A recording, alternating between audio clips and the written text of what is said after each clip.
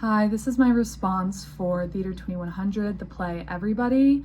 Okay, so for the first question, so one thing I know about in terms of conventions within medieval theater is allegory and the ability for abstract concepts to be embodied in a character.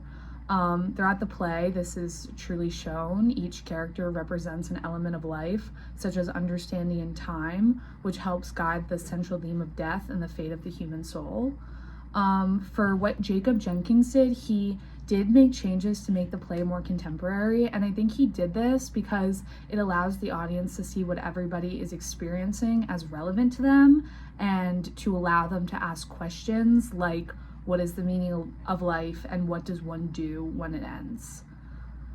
For question number 2, okay, so I said by the actors not knowing who they will play on a given night, it not only contributes to their experience, I think it also contributes to the audience's understanding of the real world.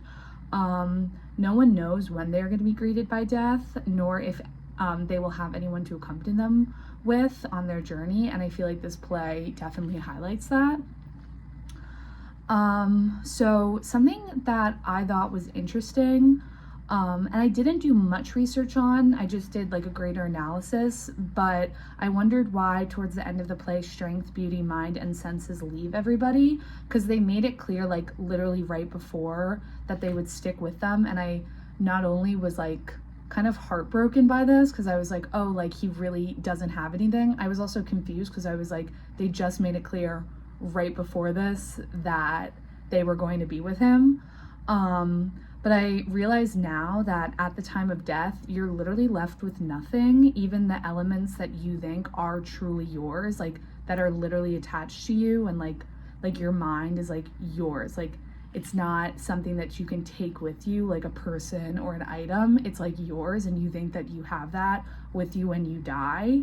But as everybody realizes, even the things that are attached to him leave, and that he must have an understanding of this to truly let go into the afterlife.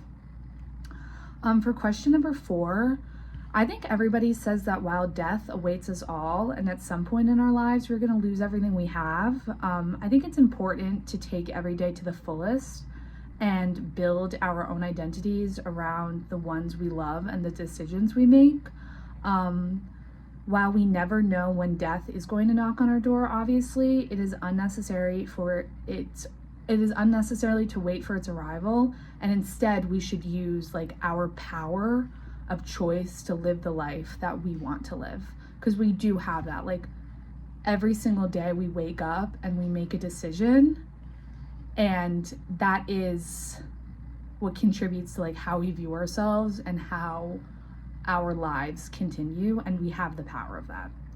And then for question number 5, another thing that I was confused about, and I want to see what my peers think, why do you think evil shows up at the end of the play? And then also, do you think